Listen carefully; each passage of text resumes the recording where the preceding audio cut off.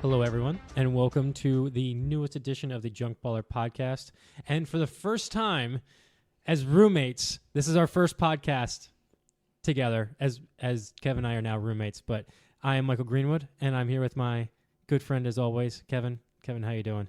I'm doing good. Oh, Kev's got a mouthful of pizza right now. Yeah, got him right there. It is dinner time as we actually, it's probably past your dinner time normally, maybe, right? It's a little later. And then for me, my podcast or my dinner is normally like 7 o'clock, 7:30. You know, I didn't have dinner the other night till like 8, like till you came home on Wednesday of around like 8 or like 7:45, 8. I was like, yeah, this is pretty much prime dinner time for me. That is the one thing that that I have to get used to with Kev. Kev is definitely an early bird and not a night owl. Whereas as soon as Kev goes to bed, I got like 4 or 5 hours to myself in the apartment. It's kind of weird. Like, it feels like I'm living by myself at some points. I mean, I'm quiet and all that. I'm not trying to wake him up and be loud, but I've been telling Kev that I've been joking with him and testing how loud I can be in the apartment by moving the volume up on the TV or having the dryer run last night. And I baked the other night. So, and by testing, I think you've asked me every night since you've been here. Yeah, just if I've heard you. Yeah, because I've kind of gotten a little bit louder each time. Yeah. But yeah. So welcome back to a newest edition of the Junk Baller podcast. Got some fun stuff planned for you today, and we got a couple more. Now that Kevin and I are actually living together, we are hoping and trying to schedule more just because it's a little bit easier for us to schedule. Got a couple. We're trying to get at least a couple more this month, hopefully, and we possibly have a guest coming on one of us if he ever texts us back, because he's just the worst texter. Horrible texter. Horrible. That's a hint to people. But hopefully we'll get a guest on before the beginning of the season. And spring training started, and yes, it's warmer weather coming. It's been a little bit warmer here, but nothing too crazy in the spring training. Nothing like crazy injuries so far. Lucas Giolito's possibly done for the year. Yes. But who cares about the Red Sox? No one at this table is caring about the Red Sox. And if we have any Red Sox listeners, we don't care. Yeah. But well, it is unfortunate for them because they signed him in the offseason, didn't they, to like help boost their rotation a bit? Yeah, I don't know how much boosting their rotation is by signing Lucas Giolito. It's somebody who had like a 6 ERA when he got traded last year at the deadline. Yeah. I know it's somebody, but here's the thing. There'd be a lot of home run balls going over the Green Monster. Yeah. A lot. Well, I mean, there was talk in the offseason about the Red Sox trying to make moves because they were in last place last year. Mm-hmm. And he was like their biggest acquisition, I think. Yeah. I can't think of anyone else Well, they were trying to shed money. Like, it was a very mixed signal that the ownership and GM were giving the fans, and the fans are pissed. Like, they're upset. So I'm looking to go up to Fenway this summer. So hopefully the tickets might be a little bit cheaper, given that it might not be but they have a very passionate and loyal fan base. Yeah. So we'll see about that. News that has happened is Zach Wheeler signed his extension. Thank the Lord. Mm-hmm. I think it's a fantastic deal. 3 years, $126 million. It is pretty much the same amount of money in total amount that he signed back a couple years ago when he signed his contract with the Phillies. But Wheeler has had the highest WAR of any pitcher in the major leagues since he signed his deal, and that means that he needs to get paid. And so it is the largest average value for a contract extension in history of MLB. So it's like $41-ish million a year, 40, I think, and well deserved. I love the contract. I think it's the best of both worlds. He deserved the money, but I didn't like the fact of a 4 or 5 year deal of him getting that and going possibly into his 40s. I don't like extending players into their 40s. I don't. As soon as you hit like with the Pujols contract a couple years, whatever it was, he's going to end at his 40. Like, Bryce is going to end his contract, I think, at 39, and they're eventually going to extend him. I was talking with Taylor about this earlier in the week. They're going to eventually extend Bryce because they just love him, but I wouldn't do it yet. And So, what are your thoughts on the Wheeler extension? I think it's a perfect number of years. He's 34. Yeah. Yeah. Yeah. So that means he'll be 37 by the time it's wrapped So up. he's got this year, and then he's got 3 more years. So we have him for the next 4 years. Yeah. Well, still like 37, 38 years old. Because like if you have like a 7-year extension, he's going to be in his 40s. Yeah. And that makes a big difference for a pitcher. Yeah. I agree. I think so. We have Nola and Wheeler locked up for the next. We'll have a 1-2 punch for the next 4 years at least. And I think I know a lot of people are Nola haters that listen to this podcast. I've gotten a lot of crap over Instagram and all that. All right. And I know a ton of Nola haters in life. Nola is a good pitcher. All right. He deserved that money. He's been consistent, and he's also been, I think, top 10 in WAR, or even not even top 10, definitely in the top 10 in WAR for pitchers since he's come to the league, and that's deserving. He deserved that. He deserved that contract. But yeah, also some other free agent signings who belonged to Scott Boras.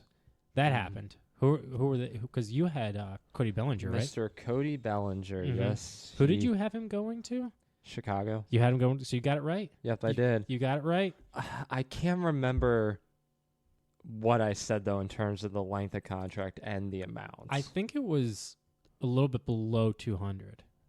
I think so. I think it was below 2. I think you had like 5-6 years, like 150, 170, I want to say, somewhere around there. Might have been 6-7 years, but I don't think you were giving him $200 million. No, I wasn't. No. That's too much for him. No. For a bounce back guy, I thought he would still get a decent contract. Yeah, so did I. But I think Boras is overplaying his hand a little bit, and the GMs aren't playing ball with him because they're like, screw you, man. Like, because Bellinger wanted 200 plus. And I remember at the beginning of the year, Boras said, you got a piece of the pie this year with Bellinger, but if you want the whole pie, you got to pay up. And guess what? They didn't pay up. Obviously, he's getting $30 million this year with 2 opt-outs after, which honestly, it's a shame that like guys like him aren't getting bigger deals, because he probably deserved at least a 5-year deal, because he's been a good player, but he's inconsistent last couple of years. But last year was definitely a bounce back year. Like last year was a prove it deal. He proved it, and then he's now on another prove it deal because he's only guaranteed $80 million. Yes, and that's not a lot for a guy who has. Would you say he's a 5-tool player? He's not like a top 5-tool player, but he's got speed. He can play the outfield. He can play multiple positions. He's got power. He can hit for average. Yeah, so when he's healthy. Yeah, no, when he's healthy. Yes. Yeah, no, 100%. And that's what they're banking on, really. Yeah. I think that's a part of the 3-year deal, because if they sign him to a larger deal and he ends up getting injured, then they're kind of stuck with a bad contract. Oh, yeah. Yeah, no, I 100% agree. Yeah, I wasn't saying he's a top 5-tool player. No, when you think of a 5-tool player, you think of the best player in the league. Yes. Or no, he's not even. I wouldn't even. Well, we'll talk about that later. And then who else signed? Chapman, and I think I had him going to the Cubs as well, but he did not sign with the Cubs. Nope. And a little backstory with Chapman, if you don't know, he was offered a 5-year, $100 million to $120 million extension with the Blue Jays, and he declined it because he wanted to test the market. Well, he tested the market, and he ended up signing an awful, awful deal because he's only guaranteed $57 million, I believe. 54. 54. Oh, wait, really? Did they lower it? It's a 3-year, $54 million contract. Wow. Okay, man, I thought it was 57. Okay. Well, it's $3 million off. Anyway, 3 years with 2 same thing as Bellinger's, 2 opt-outs, but lesser AAV. And I don't feel bad for the guy, but he does have to go play in San Francisco, which I do feel bad for because San Francisco sucks. Is he a Boras guy too? Yes. Okay. The last there was the Boras 4. There was Bellinger, Snell, Montgomery, and Chapman. Those were the Boras 4 that they were talking about that are basically holding out. And Snell and Montgomery are still free agents as we record this podcast. Yep. Hopefully they are signed soon. I know that there was some rumors that the Phillies were interested in Snell on a shorter-term deal, but then I think it got declined. Like, they were like, nah, not that interested. But it's just weird, man. Like, the GMs are definitely fighting back on Boris's clients and like, we're not going to play hardball. We know that you're basically price gouging us for guys that are like Chapman. I think hit like 220 or something, like 230 last year. Like he's got a fantastic glove, but he had 240 last year. Yeah, he started off incredible. His month of April was like MVP level. Yeah, he's hit over 250 once in his career. Yeah, he's not definitely a hit for average guy. It's for his fielding because he has 4 Gold Gloves. Yeah, he's fantastic, and I think he's got 2 platinum, one or 2 platinum. Sure. I know he has a platinum. I know he has 1, but so hopefully Montgomery and Snell are signed by the end of this podcast, but. That's kind of the news that's happened. Oh, the MLB uniforms have been a very big topic. I warned you, people. I warned you, okay, that we had a podcast about this, and I warned you that it was going to be terrible. And I didn't hear that. It was like, oh, we'll wait and see. We'll wait and see how it is. Like, it can't be that bad. It's been worse than anticipated. It's worse than you said. You can see through the pants, okay, people. You can literally, the amount of memes that I saw that were just inappropriate, but it was still hilarious. But the fact that how bad these jerseys are and inconsistent they are is really disappointing for a major sports franchise that is $1 billion industry. It's just like, I look at these photos and I'm like, did no one at Nike or Fanatics or whoever made these think of putting these under a bright white light to see if anybody could see through them? Yeah. Before putting them on professional baseball players? Yeah. I don't care if they're trying to make it more performance-based. I don't care about that. Like, that's fine. I'm okay with making it performance-based, making it a better jersey. That's fine. But the execution was absolutely horrid. Where's the quality control? I know the quality control at Fanatics is pretty much non-existent, but the fact that it is this bad and been a topic where the MLB union has had to get involved. Like Tony Clark was like, yeah, we're going to address this. Like he talked to him like, this is pathetic. Yeah. I know that a lot of people are upset. I mean, you've seen the arch of some of the names. Yeah, like Verlander's name is pretty much like a rainbow. Like it looks like a Little League jersey. Yes. It's really pathetic. Yeah. Now, with the flack that Fanatics has gotten, I know Michael Rubin came out and said that basically we're just doing what the owners said. But the thing is, if you had this, like, if you're a good company, you would address this and be like, hey, guys, like, this material is a little see-through. Like, it's not... But the thing is, the owners don't care. They just want to get some money. And they think that eventually they'll blow back. And, like, some of the jersey names are pretty bad. Like, they're just off-centered with everything, and then like some of them are close together and some of them are far apart. Like it doesn't make sense. Like for like if you're like a family member, like if it's your dad, and it's like, it'd be cool to give him for Christmas one year, like a customized jersey. Yeah. So you get like a customized Phillies jersey and you put his name customized on the back. Yeah. That's what they kind of remind me of, like kind of like replica jerseys that you give to someone as a gift, but they're using it professionally. Yeah. It's really bad. And the fact that they increased the price for fans, I think they're $25 more. The material is much lighter and much more cheap. Yeah. And there's no more stitching. It's all like NBA style. It's like ironed on stuff, which is gonna not be as good, not be as good quality.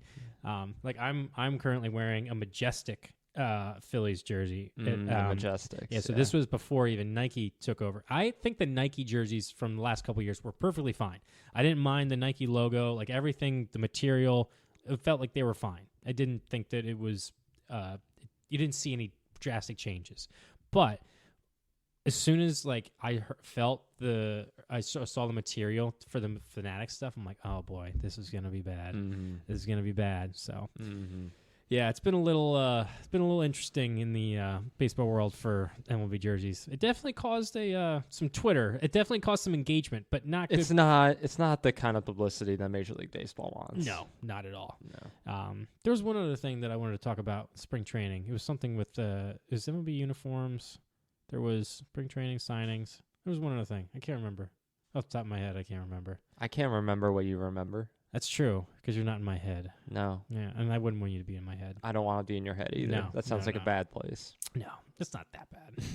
There's a lot going on up there. Or not a lot. My mind is going a mile an hour, as Michael Scott would say. But, yeah, so that's the general talk of sports world for MLB right now. We're looking forward to the regular season. I know we have a podcast coming up. We're going to talk about some of the future predictions and what we think is going to happen soon. But yeah, Kev, do you have a fun fact or top 5? Which one you got today? I got a fun fact. Fox fun fact. Or a fun person or people, I guess. Well, I don't know how fun they are. As a human being. Or just like interesting, I guess. Okay. So we don't really see a lot of multi-sport professional athletes anymore, do we? No. What was the last one? Well, I'll get to that. Oh, okay. So, I mean, let's think of some of the ones who have played in Major League Baseball and in the NFL. Yeah. I think there's the two most notable ones that we could think of are Deion Sanders and Bo Jackson. Yeah. But there are fewer than 70 athletes who are known to have played in both Major League Baseball and the NFL. Mm-hmm. This includes Heisman Trophy winners and 7 members of the Pro Football Hall of Fame. But there's no players listed in the Baseball Hall of Fame that are multi-sport athletes. Interesting. The most recent guy wouldn't even come close to either, but he's a very interesting guy in terms of his career. And that guy is Drew Henson. Drew Henson? Mm-hmm. I don't think I know that name. He was a multi-sport athlete in high school playing baseball, football, and basketball. In baseball, he was the national high school record holder in career home runs, RBIs, and runs scored. Jeez. In football, he finished second all-time in passing yards and touchdowns for Michigan high schoolers. Dang. So he was a pretty impressive athlete in high school, at least in high school. Yeah.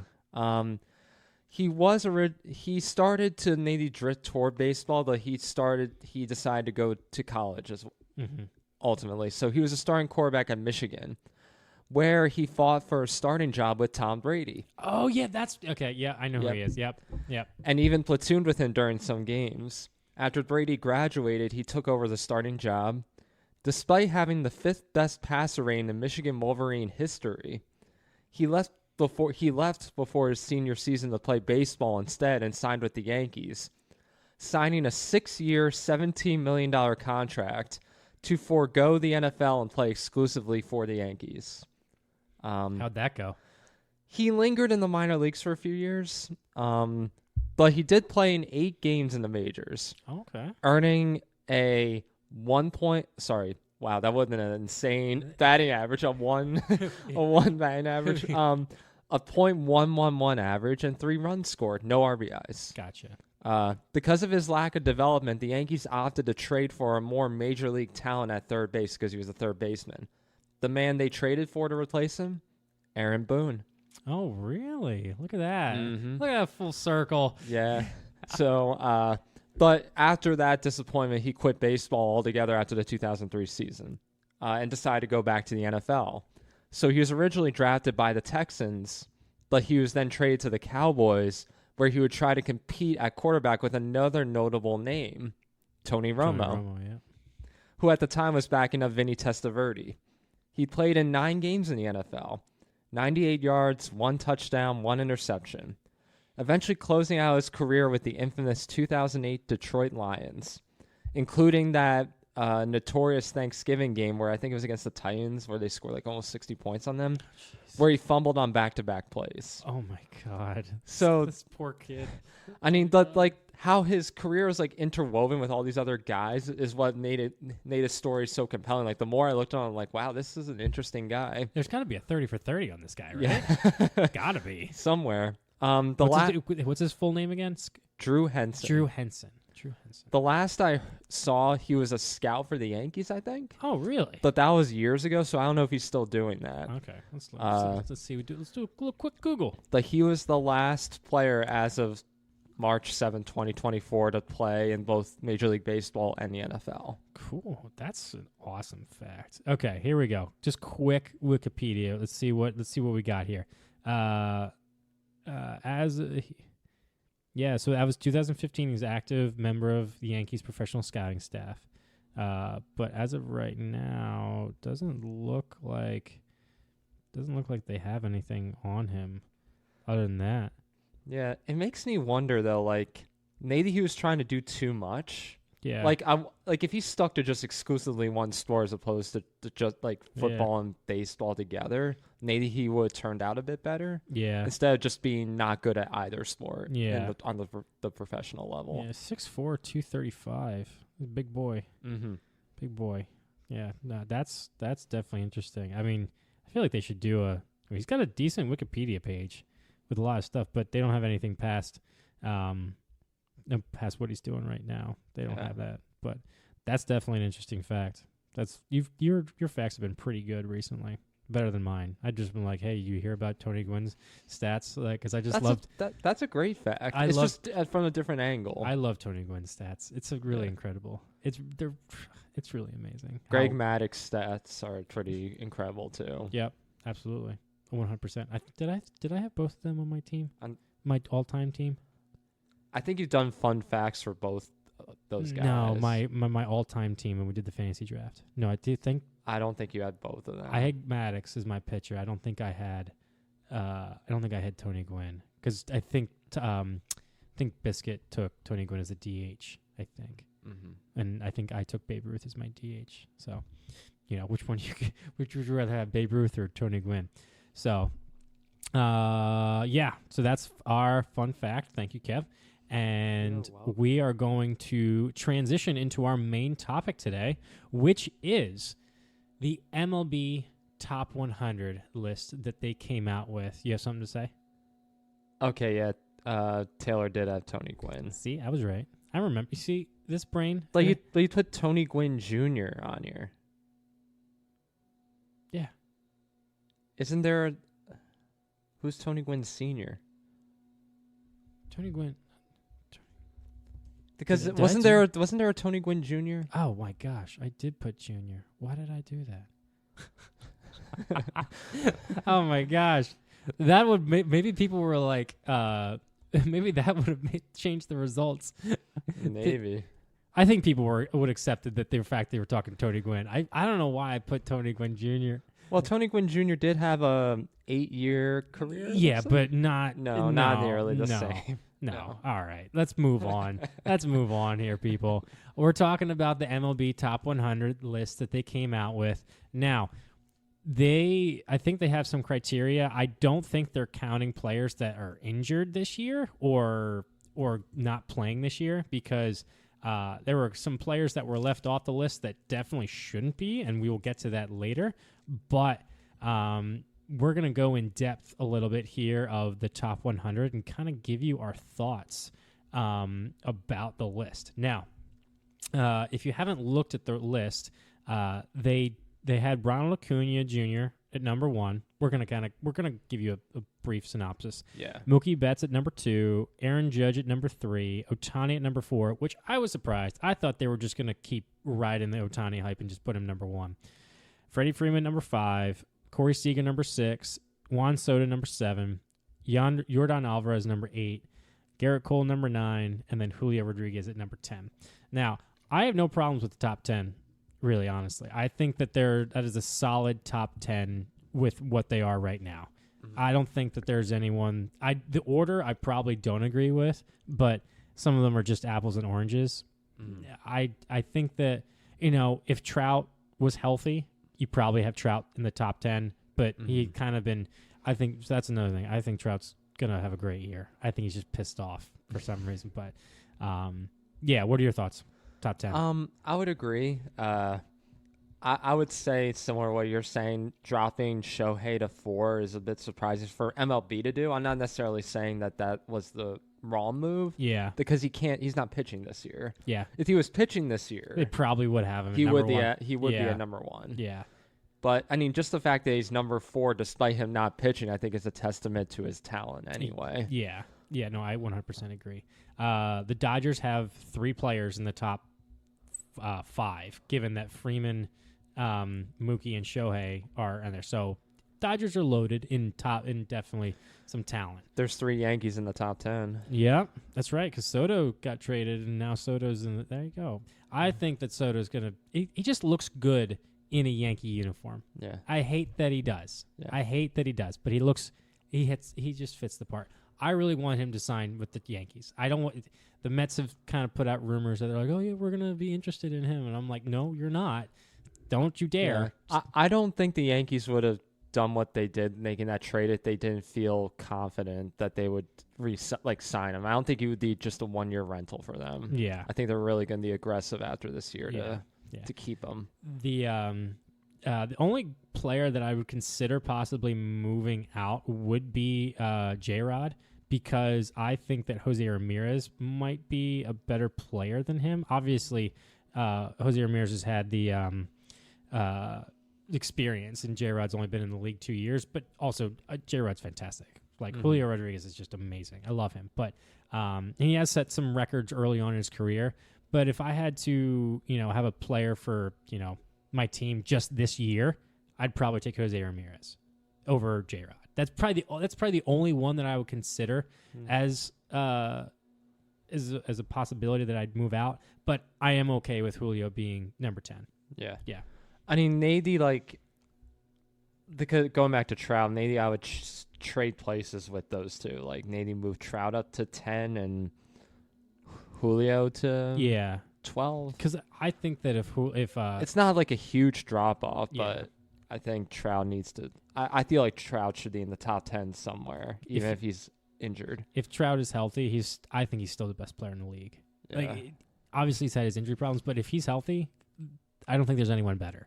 I think he's just that much better than everyone. But all right, a little bit. Let's move on a little bit. We're gonna go through a couple different things here, but so the next list is 11 through 20. You got Harper, Trout, Matt Olson, Jose Ramirez, Austin Riley, Trey Turner, Spencer Strider, Corbin Carroll, Adley Rutschman, and Bobby Witt Jr. Now, I have no problem with the top of this list. But having Corbin Carroll, Adley Rutschman, and Bobby Witt Jr. in the top 20 of Major League players right now, that's a little high. Well, considering that, I think they're riding the Bobby Witt Jr. hype train a bit. Yeah. By bringing him up from 92 last year to 20 this year. Well, yeah, but even Corbin Carroll and Adley Rutschman, Corbin Carroll was Rookie of the Year, obviously, fantastic. But is he the 18th best player in Major League Baseball right now? I don't think so. Not ahead of some other guys I see on the list. Absolutely not. I disagree. Absolutely not. Adley Rutschman, I can see being, probably top 25, given that he's a catcher. He's older. I didn't think that Corbin Carroll should be 18. Those were the only ones that I kind of was like, in that section that I'm like, I don't think they should be that high. No, I think that they're fantastic players, but I don't think Bobby Witt Jr. should be 20. No, I think no, not yet. Maybe middle of the pack. Yeah, like in the 40s somewhere. Yeah, it's just So, I was surprised that they put Harper for the Trout. That was a little bit surprising. Yeah, and Harper's 11th, and he hasn't put together a full healthy season in 3 years. I mean, even his MVP season, he was hurt. So, hopefully, he can stay healthy this year, along with Trout, because they're good for baseball when they're healthy. And playing. So, any other thoughts on those? How do you feel about Trey Turner at 16? I feel like that's accurate. I think, when he's on, he's on. But if he didn't have the slump at the beginning of the year, he'd probably be a top 10. But when his numbers, if you take his numbers through a 162 game season from when he got the standing ovation, I think his average would be 340.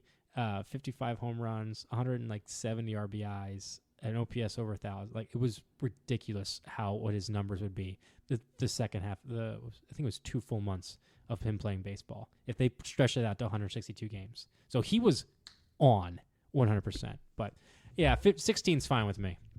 I'm just glad he's ahead of Spencer Strider. Because I hate Strider. Have you seen some of the stuff that they've put out? Man, he is a weird guy. He's a weird guy. I won't get into it, people, but he definitely was he definitely put together some funny answers to some of his stuff. You get me with my leg up like this, I think your screen might be blocking it a bit. Kev just took a picture of me, and I got my. We have this new. I do see it. We have a new table, and I brought my.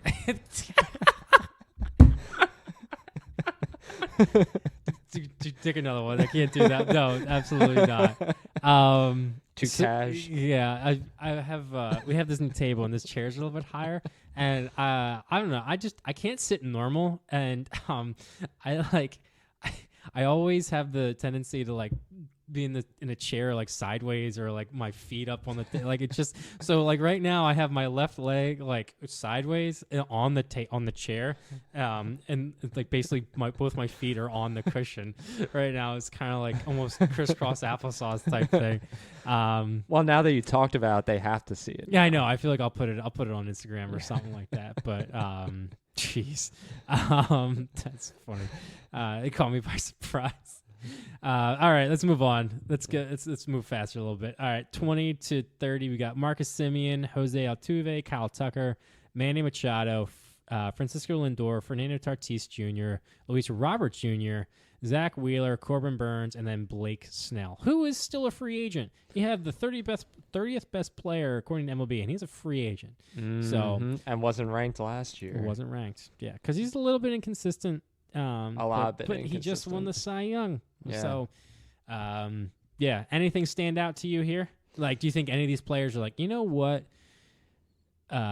Simeon should have been ahead of Bobby Witt Jr. Like, or Tatis should have been higher, or what? What do you think?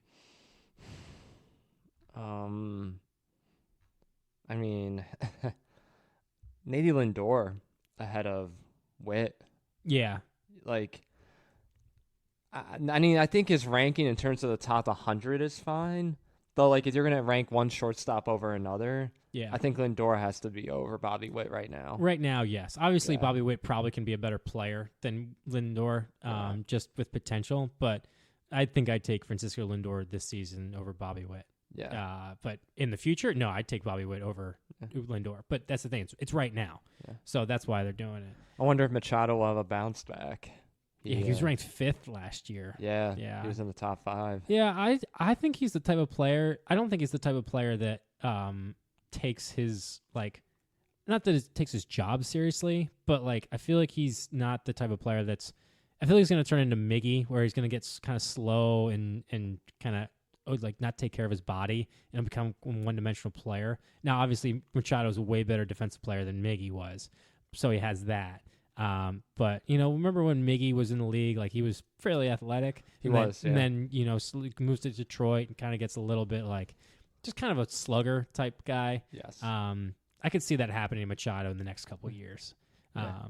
Not this year, but in the next couple of years. He reminds me a lot of Robinson Cano, like watching him in terms of like he makes things look effortless, but you're also aggravated when you watch him because you feel like he could put in more effort than he does. Correct. Hopefully he doesn't take steroids like Cano. I don't know. Hopefully. I would hope that he doesn't. But yeah, I don't have any. I kind of would have put Wheeler ahead of Strider, in my opinion. Just I'm not trying to be biased there, but Wheeler's been the best. Like Strider had a huge bump in ERA compared to Wheeler, and Wheeler Strider had the strikeouts. Strider had the hype and everything, but Wheeler's kind of been that kind of dark horse guy that always seems to be right, and now he's starting to get a little bit more attention because he signed the contract. He's got the highest WAR of pitchers in the last 4 or 5 years. So I think that Wheeler should would I rather have Zach Wheeler or Luis Robert this season? I'd rather have Zach Wheeler. I would too. Exactly. So I feel like he should be ahead of Luis Robert. Would I rather have Jose Altuve or Zach Wheeler? I'd rather have Zach Wheeler. So if that's the case, Wheeler should be up higher than 28. He should be up higher, in my opinion. Corbin Burns, I think, also should be up higher too than Luis Robert and Kyle Tucker. At least I hate Kyle Tucker. Kyle Tucker's the worst. He's about the worst. Anyway, all right. Anything else on those? No. All right, moving on. 31 to 40. Sorry, people. Zach Gallen, Rafael Devers, Nolan Arenado, Gunnar Henderson, Bo Bichette, Paul Goldschmidt, Pete Alonso, Yandy Diaz, Adolis Garcia, and Randy Arozarena.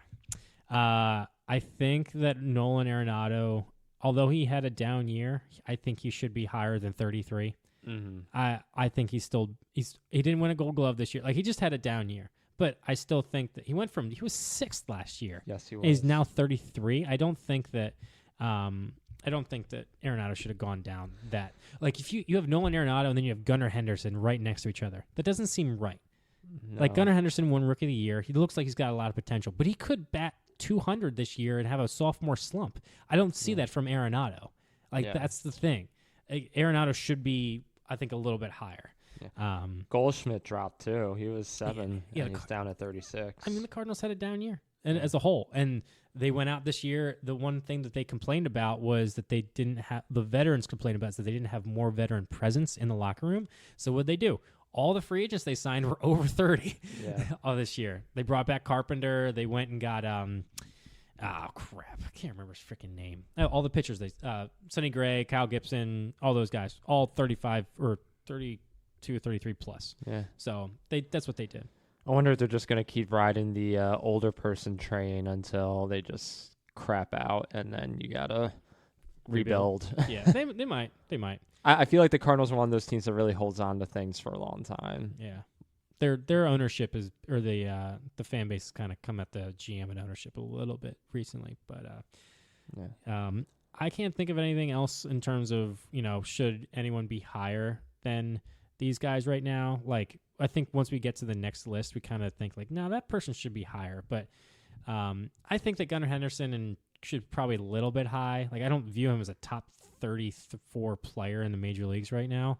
He's definitely could be in the future, but right now I don't know. I just don't think that.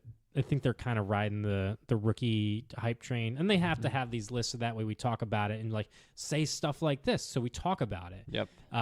But nothing too surprising on these lists. Like, Devers is solid. I think that's a pretty good ranking for him at 32.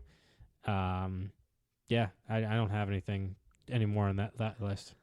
No, except maybe just to say that I think Gunnar needs to de-drop a bit more. Yeah, than he is. I think the guys behind him, at least 35 through 40, could probably be ranked higher than he is. I agree. I would have Kevin Gausman ahead of Gunnar Henderson. So 41 to 50, we got Kevin Gausman, Logan Webb, Luis Ariz. Oh yeah, he's better than Alex Bregman, Will Smith, JT Realmuto, Sean Murphy, Max Fried, Sonny Gray, and Michael Harris the second.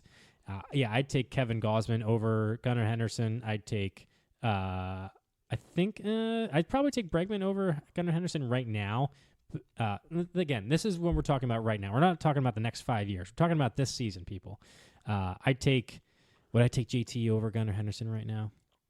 I mean, JT's my favorite player, so I think I have to. And he's also one of the best catchers in baseball. Yeah, so he's the third catcher on this list, with Adley being first, and then Will Smith right ahead of JT, and then you got Sean Murphy right after. So they got 3 catchers in a row. Like, as you go down this list, people, you just see that they kind of got a little bit lazy. You're like, oh, we're going to rank the catchers back to back to back. We're going to rank these shortstops and pitchers back to back to back because we're just like, oh, this person. But I think that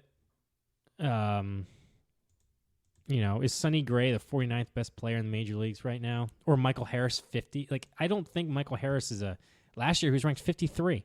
I don't even think Michael Harris is a top 100 player, to be fair. Like, yeah, he's got a lot of potential, but I don't view him as a top 50 player in Major League Baseball.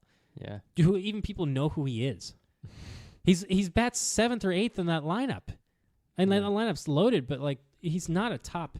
I don't view him. And I'm not trying to be Braves biased right here, people, but I don't view him as a top 50 player. Stupid question. Well, maybe stupid question. But I'll let you determine. I love that. stupid questions. Let's go. Right. Do you think that Rushman is better than Real Muto? Probably. Like, JT definitely had a down year. He even admitted it. He said his swing was off, his mechanics were off, and he worked in the offseason this year. But I think Adley probably is, because Adley's got the switch hitting ability. He's got he's younger than JT. JT's more athletic. Like, JT's arguably the most athletic catcher in Major League history with how athletic he is. I mean, he was considered the best athlete on his team pretty much every year that he's been on a team with someone. Like, because he's tall, he's fast, he's strong. But I think I'd probably take Adley over him right now. And I know that, best catcher in baseball has kind of been his thing for the last couple years, but he had a down year. And I think that right now, if I had to choose between JT or Adley for this season, I'd probably take Adley, but not by like it would probably be like I'd take Adley 60 out of 40, you know? Like it's not, or even 55-45. It's not like 70-30 or something like that. Gotcha. But I love JT, you know. It's my favorite player. I know someone that knows him super well, and so I was kind of wishing that I get, but that person's I'm not in contact with that person anymore, so we're not talking about that. Anyway. Anything else? Max Fried, I think, is pretty accurate. Like, I view him as a good pitch. Like, I put Max Fried over Logan Webb, in my opinion. But I think Kevin Gausman is underrated. I think he should be a little bit higher than 41. Mm-hmm. Like, I'd take him over. I'd put him in the top. I'd put him right behind Zach Gallen. Like, I'd probably put him in like 35-ish for Gausman. Yeah, that's probably what like. He wasn't ranked last year. Now he's ranked 41. I think the Gausman's better than that. Mm-hmm. All right, let's move on. 51-60 here, people. Cody Bellinger, Vladimir Guerrero Jr., who's also the cover athlete of MLB The Show 24. Xander Bogaerts at 53. Luis Castillo, Framber Valdez, Pablo Lopez, Kyle Schwarber, Christian Walker, Devin Williams, and Josh Hader. I don't think that Kyle Schwarber is a top 57 player in Major League Baseball. I think he probably is in the top 100 just because of his pop, but he is a one-dimensional player. Yes. I don't view him as 57th player. That's high. Yeah. I would have put, like, everyone on this list, I would put above Kyle Schwarber without a heartbeat. And that's even saying... Everybody in the top 100? Or no, just no, in this? No, in this 51 to 60. Like, Devin Williams, I think, should be higher. Devin Williams is arguably, I think, the best closer. Is he the first closer that's on this list?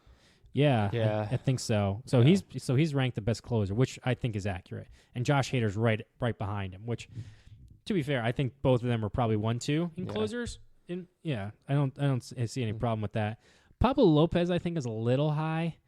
He's been pretty good pitcher, but I don't view him as a top 56 pitcher. Like, he'd probably be in the top 100, but I don't see him being. I don't see him being there. I mean, Xander Bogaerts had a big drop, and so did Vladdy. I mean, Vladdy was ranked 18th last year. Now he's ranked 52. Yeah, that's a big drop. It is. So, like, when did they choose cover players for the show? I have no clue.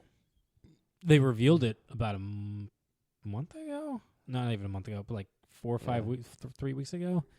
But I have no clue when they choose it. I mean, because when Harper did it, they had to do like a makeshift cover.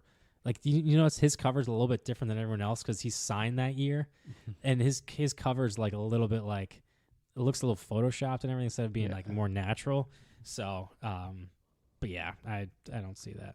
But I think all those guys are pretty good in terms of where they're. I think I probably have Bellinger a little bit lower. I don't think he's 51. I'd probably put him like maybe in the next group here. Because I'd probably have some of these guys over Bellinger in the next group. We got 61. We got Yamamoto, who I don't think should be on the list. He hasn't played in the majors yet. Verlander, Senga, Okode Senga, Justin Steele, Ketel Marte, Ozzie Albies, Dansby Swanson, Carlos Correa, who should not be on this list, J.P. Crawford, and Brandon Nimmo.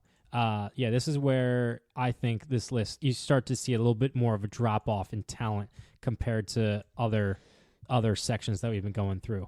Yamamoto, he's been a fantastic pitcher in Japan, but he has not pitched in Major League Baseball yet. No. I don't think that he should be ranked as a top. Like, obviously the talent is there, but he hasn't pitched yet. I don't think that he could be. Like, I don't know. I don't think 61 is good. I think he probably, if anything, he'd probably be in the last section, like close to 100. Yeah. Ketel Marte, I think he's too low. I think he should be higher. I think he's very underrated. I think he should, like, he wasn't ranked last year, but I think he's probably a top 50 player. That's just with his potential. Albies wasn't ranked last year. I think he kind of gets a bad rap. I think he's a very good second baseman. I'd honestly have him higher. Like, I'd have him in front of Bellinger. I'd have Ketel Marte in front of Bellinger. Carlos Correa at 68 is terrible. What a joke he is. he was 22nd in 2023. Yeah, so he dropped Well, 46 I guess- spots. I guess he was. Yeah, but even still, like, He has not been a great player with the Twins. He's been an okay player with the Twins, but he has not been a great player with the Twins. but I mean, and he was good with Houston too, but he wasn't like this spectacular talent. No, he had so much So, potential because he's a big, great athlete and a lot of raw power, but he Yeah. hasn't always put it together. No. He hasn't put together a 25-plus home run season, I believe, and he hasn't put together 100 RBI. He's not a 300 hitter, and last year I think his OPS was in the 700s. He won Rookie of the Year and was top 5 in voting in 2021. That's what's really carrying his career right Yeah, now. and he was the number one pick too. That Yeah. also helps. Yeah. But I don't. That contract with the Twins is going to be awful. I do, especially apparently with his ankle injuries. But Well, how he got he failed physicals and stuff Yeah. with like Mhm. Giants and Mets. So. Mhm. Yeah, I remember that was the funniest thing. They were Yeah. like, "Oh yeah, the Mets signed him anyway." Oh no, never mind. Like, Yeah. oh okay. J.P. Crawford makes the list for the first time. That's nice to see as a former Phillies top prospect. I've always liked J.P. He's definitely underrated in a lot of ways, and I think he was an All-Star last year in Seattle, or he should have been if he wasn't, but definitely put his name on the map the last couple of years and been a really consistent player. Like I put J.P. Crawford in front of Carlos Correa. I would. Yeah. Brendan Nimmo I could care less about because he's a Met, but yeah, that list is pretty good. Or I should say, not good. This is where you start seeing a little bit of talent, and I had disagreements with like Bellinger and stuff like that. But all right, moving on. Number 71, Brian Reynolds. 72, Christian Yelich. Kyle Bradish, Tyler Glasnow, George Kirby, George Springer, Josh Lowe, Isaac Paredes, Max Muncy, and Edwin Diaz. Take Max Muncy off the list, please. Max Muncy is not a top 79 player in the league. I hate Max Muncy. What a loser he is. Tell me how you really feel. I can't stand the dude. I don't know what it is. I'm not sure what it is about him. I just can't stand him. He's barely he's kind of like Schwarber, where he's kind of one dimensional. He's got a little bit of pop, and then every time he hits a home run, he kind of just he's like, yeah, I'm the best and everything. But he's just a loser. Yeah. Glasnow, I think, is a little bit low. I probably would have had Glasnow higher. Yeah. Just because he's got so much raw potential, and last year he put together, he's like, holy crap, this guy's really good. Bradish is really good for the Orioles. I probably would have had him higher too. But everyone else I feel like George Springer kind of almost doesn't deserve to be that high at 76. He's kind of fallen off a little bit. A little bit. Yeah. I think he's still in the top 100, but maybe in the high 80s. Yeah. Low 90s, perhaps. Yeah. No, I agree. And look at Christian Yelich. Isn't that a throwback name? Yeah. That's 72. He wasn't even ranked last year. That's crazy. No. It's kind of sad how bad he's fallen off. But he's still a good player. Yeah. But he's not the Christian Yelich that won the MVP with Milwaukee, where he had those two fantastic seasons. Yeah. And then COVID kind of ruined him. I don't know what it was, but ever since COVID, he's just not been the same player. No, he hasn't.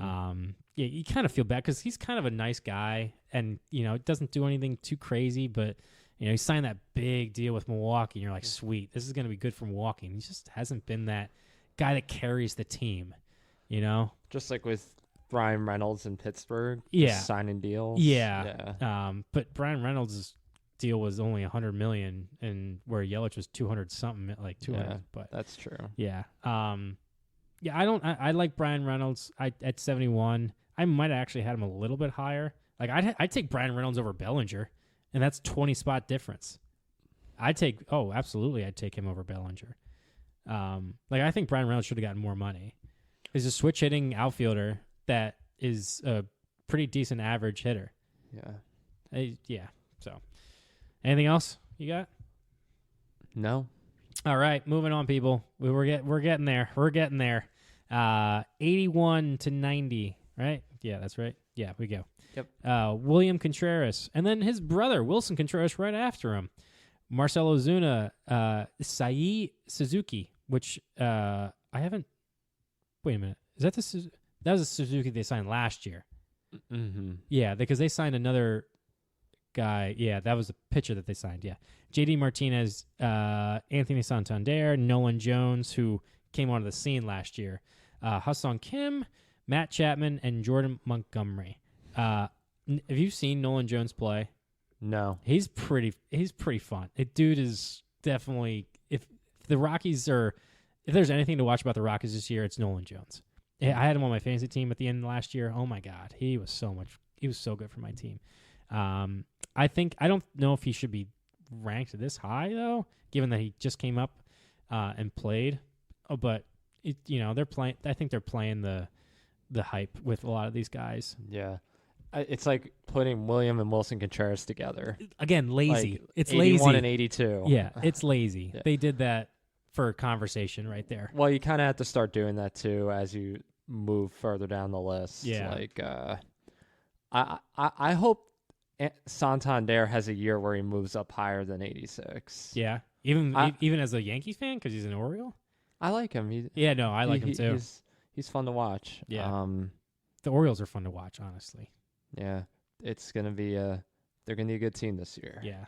I don't really have anything else to say, but there are 3 free agents, or not anymore. So Matt Chapman signed, but Montgomery and J.D. Martinez are free agents in that list right there.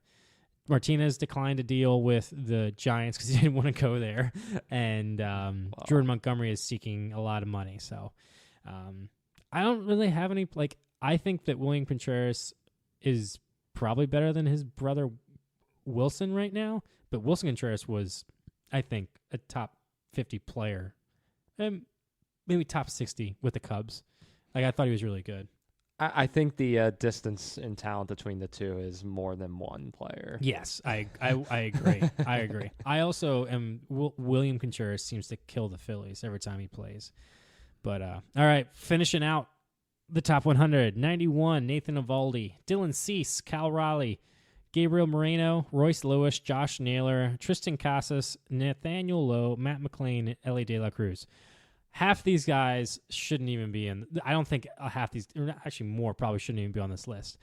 Tristan Casas, no way he should be on this list. I don't think that Ellie De La Cruz should be on this list. Yeah, he's got a lot of potential, but he was terrible after his 2-week red hot thing. That's why he's 100. Yeah. Royce Lewis barely came onto the scene. He's a really good player, but I don't think he's a top 100. Josh Naylor, same thing. Josh Naylor had a really good year, but I don't view him as oh yeah, he's a top 100 player.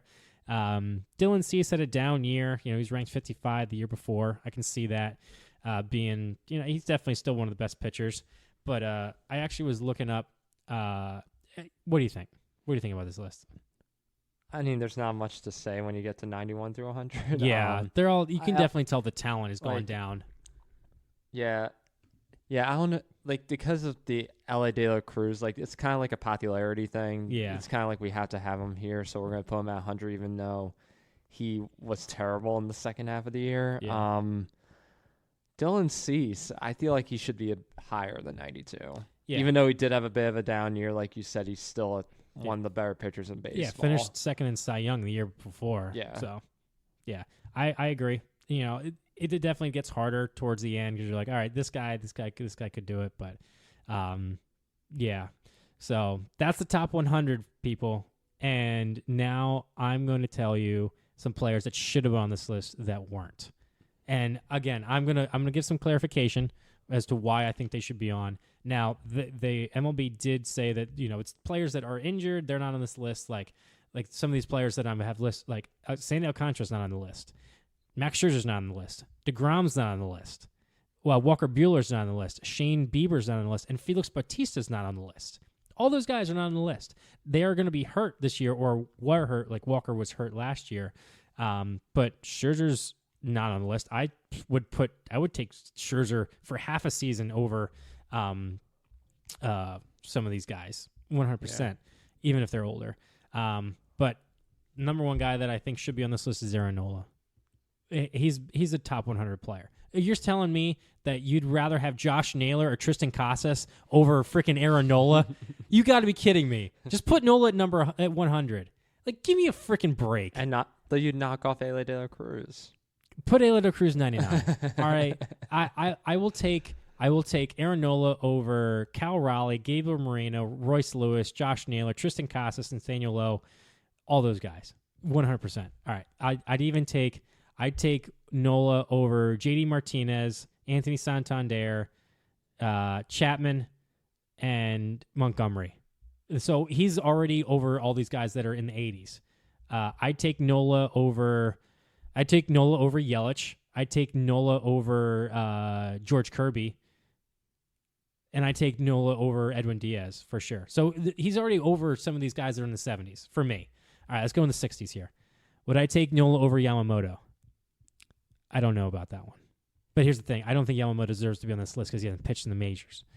But yeah, Nola's better than Carlos Correa. Get the heck off this list, Carlos Correa. Gosh.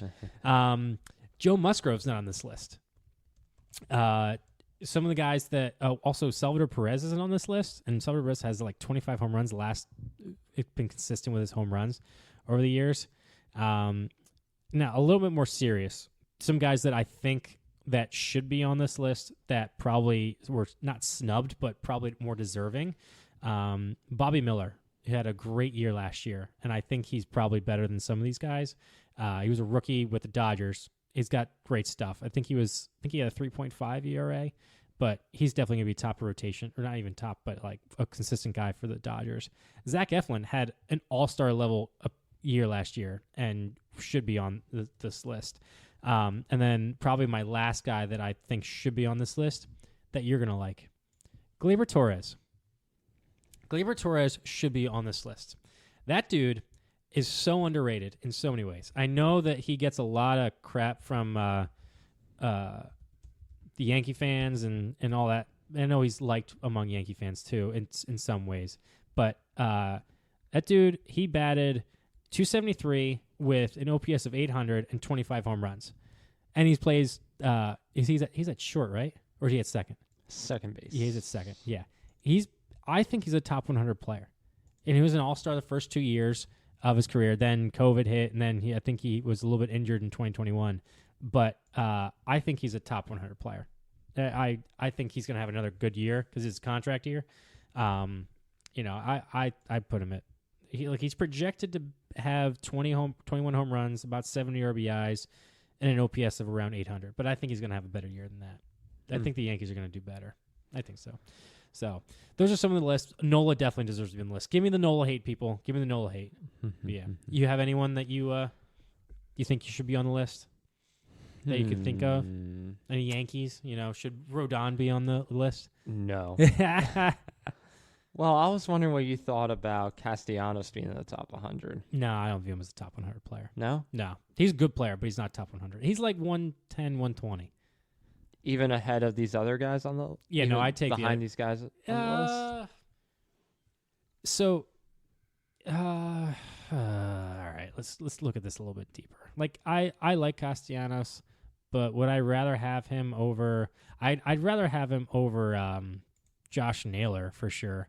Nathaniel, like he's kind of like a Nathaniel Lowe type player. Like he's one dimensional where he's going to hit pop and doubles and not be a 300 hitter, but up there. He's a top 110, 120. But you could switch out the 90s and the 120s easily on it. But like I think once we started to get like past the 50, you're like, all right, a lot of these guys can be jumped, but you can definitely tell the top guys. Yeah. Yeah. What do you think? Do you think that Castellanos should be on this list? Ahead of some of these other people. But maybe not. Like in the 3/4 range, maybe like 86, 87. Yeah, like Kyle Schwarber is 57, but Castellanos is left off the list. Yeah. The same thing with Nola. Like, is Nola a better player than Kyle Schwarber? Not overall. But I would put Nola. No, that's what I mean. Yeah. But like Schwarber's one dimensional. Like that's what I'm saying. Yeah, he has so many home runs. Yes, and the leadership aspect 100%. But I'm just gonna get so much Nola hate. Bring it, people. Yeah. Bring it. But yeah, anything else you got? Any surprise? Like the fact that they left off Felix Bautista, who had to. Sorry. Sorry, no, continue. I was just going to say it's the hurt people that Yeah. I wish were on here more. Yeah. Yeah, like you mentioned Batista not being on the list. Alcantara, DeGrom. Alcantara, Like DeGrom. Like Alcantara's 1 year removed from a Cy Young. Yeah. And then he had a down year last year, but I'd still take Alcantara over Dylan Cease right now. Mm-hmm. I mean, even Kershaw. Like, yeah. Kershaw's not on the list, and he was hurt, but he was still 13-5 last year with a 2.5 ERA. Yeah, he's so underrated now. The fact that Kershaw's underrated is kind of ridiculous, given he's a first ballot Hall of Famer. Is it because of his postseason performance? Probably, but also I don't think he's pitching as many innings, and also he's not like the big star in LA anymore. He's kind of like that veteran presence where you got Mookie now, Freddie, Yamamoto, Ohtani, all those guys. But you're gonna get DeGrom, Scherzer, Alcantara. Oh, Alcantara's not coming back this year, but DeGrom and Scherzer coming back this year. Shane Bieber's coming back this year. Bautista's missing this year, but like it's just all those guys. You're like, man, those guys are off the top 100, but they're definitely top 100 players. Yes. Yeah. I think Bautista, of all those, I know that a lot of them are gonna miss time, but I think Bautista was probably the one that should have made the list because of how good he was last year. Because he pitched pretty much the entire year last year. But I understand the injury stuff. But yeah. All right. Anything else you got for the top 100 people? Please, or for you, I should say. Wow, brain fart and terrible words right there. Terrible. This is a podcast, people. We have the voices for a podcast, but not the faces. No, considering that I'm shooting from the hip at this top 100 list, I'm feeling all right about it. It could have been worse. Yes. There's definitely omissions and things I disagree with. One aspect that I still think is the popularity aspect, ranking people higher or putting them on the list because of fan service, like they did with Yamamoto, even though he hasn't pitched in the league yet. Putting, Vladdy where he's at. Yeah, no, I agree. Like Cody Bellinger. I mean, do I think they should be on the list? Yes, but where they're ranked, I don't know necessarily. Yeah, I think if we had to make our own top 100 list, we'd probably miss crap, we missed that guy. There's so many players, but like the top 20, I think are pretty easy. But obviously, we disagreed with this list of with Corbin Carroll, Bobby Witt, and Adley. Like I think Adley's probably pretty accurate there, but Bobby Witt shouldn't be that high. He's a top 50 player, but yeah. We have to see more first. Yeah. So, who compiled this list? I think it was the writers, I believe. Like the writers for MLB. Like, I'll see. Here we go. MLB Network revealed its list. So it's so I imagine it's like the MLB Network like writers and like analysts and everything, because it's not the players, it's the MLB Network revealed. So it's kind of like when of course, but I know the NFL, like when they do the top 100, it's a mix of players and coaches and stuff like that. Also, I heard from J.J. Watt that sometimes the guys don't even care when they fill out that list. They're like, "Oh, I'm just going to put my friend." Like so, take these lists with a grain of salt, people. You never know, like how much this person needs money, or the agents having feed or anything, because it matters. Everything is about money. Yeah.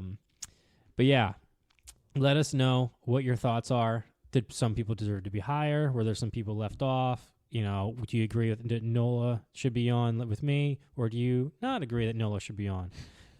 Let me know. Come at me. Let's go. And let's move on to our last segment for the show, which is a hot take from Kevin. A hot take, yes. A hot take. Yes. So, I don't know if you heard anything about Joe Girardi recently. I did. He is now with the Yes Network. Yep. If you guys don't know what the Yes Network is, that's pretty much the Yankees cable network, so he's going to be doing some analyst work there. Another person who was on the Yes Network for a bit was Buck Showalter a couple of years ago. I love Buck. Obviously, he went to the Mets, and he's not with the Mets anymore. But I feel like often these analyst roles are springboards to managerial positions. So here's my hot take. Oh, boy. Here we go. I think Carlos Mendoza, the new Mets manager, is not going to last very long. Oh. And Girardi's just biding his time. So when the Mets do fire him, Joe Girardi will take that position just like Buck Showalter before him. So the next manager of the New York Mets after Carlos Mendoza will be Joe Girardi. Oh, my goodness. Oh, my God. So how long is Mendoza lasting? Well, I think Mendoza has a 3-year contract. Yeah. 2 years? Okay. So same thing as Buck. Yeah. Oh, man. So here's the thing. The way that you explained it, I could totally see it happening. Yeah. And don't forget Beltran was on the Yes Network too. But I still think it's a hot take because it's definitely not happening at the same time. But there's a glimmer that I'm like, that could make sense. Now Girardi has, he didn't finish well with the Phillies, just because it's a long story, people. I didn't hate Girardi. It was just time to go. He didn't have the right mindset for this team. I think for a different team, I think he would have been fine. But for the Phillies, wasn't time. I hope he doesn't go to the Mets because I kind of like him a little bit. Like, if he went to the Mets, it would just ruin. It would be so much talk radio that would. Could you at least see him in the near future gain another managerial role if it's not with the Mets? 100%. 100%. Okay. Yeah, the way that you framed your hot take, like he's going to springboard his. So that's where I see the hot take more of that, like, he's just waiting his time, like till Mendoza. Yes. Why would you want to work for the Mets? Like, what is appealing about that?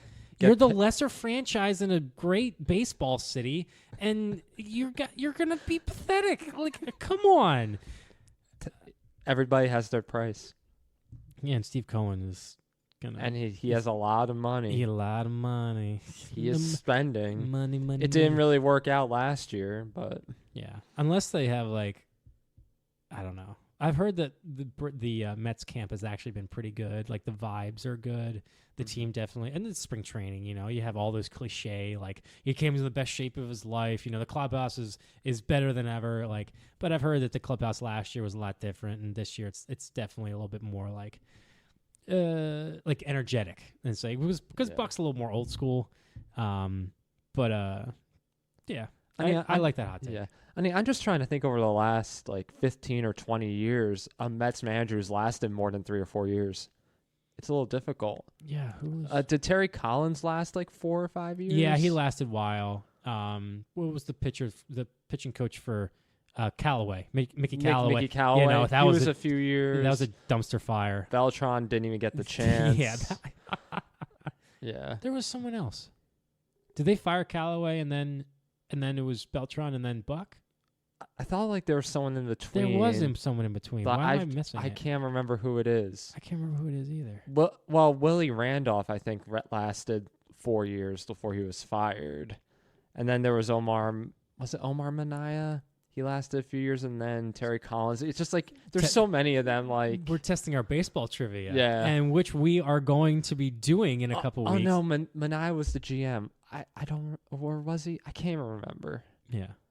But anyway, that's my hot take. We got enough tangents that we go on to, but Kevin and I are going to be doing a baseball trivia at Workhorse Brewing in a couple weeks. We're going to test our knowledge. We're bringing one of our friends. We're trying to get one more to join us to have 4 people, but this will be the first time that we're testing our baseball knowledge. Indeed. Kev's definitely got the history part lined up. I'm kind of the modern type history with. I was telling Kev in the kitchen the other day, obviously, you got the history stuff, but if someone asked me how many Gold Gloves did Nolan Arenado win, 10, easy, I got that. But we'll see how in depth they go. They could have this could be more Phillies biased stuff. I don't know with the workhorse because it's this area. Yeah. I don't know. But well, they do Phillies history. I know a decent amount of that still. Yeah, so. You actually might know more about the deeper history than me. Like I might know 1980 on more than you, but probably before 1980, I don't know a ton of stuff, but I know a decent amount. More than the average Philly fan. Yes. Yeah, for sure. As I should, because I have a podcast about baseball, and I feel like I should have some history lessons. So that's all I got. You got anything else? No. The next episode should be a season preview, so be prepared for that. That's going to be coming down the pike in the next few weeks as the season starts in how many days? Like it's about 2 weeks. So that's March 20th, I believe, is the South Korea series. Right? So 13 days. Yeah. So we're gonna try to get a couple more podcasts in before that date, or at least a couple more. At least one. So we'll see, because we want to have the guest on and at the day before that series, but we also want to get the season preview done too, possibly. So we'll see. We'll talk offline. Yeah, we'll talk offline. We're just talking right now to the listeners, But let us know, please. Let us know what your thoughts are on the list, a hot take, and if you want to be a guest on the show, let us know. We would love to have some people. We have someone lined up, but we also definitely want to have some other ideas and input and stuff like that. We got some stuff in the works. We do. But yeah, thanks for listening, and we'll catch you next time. Catch you next time.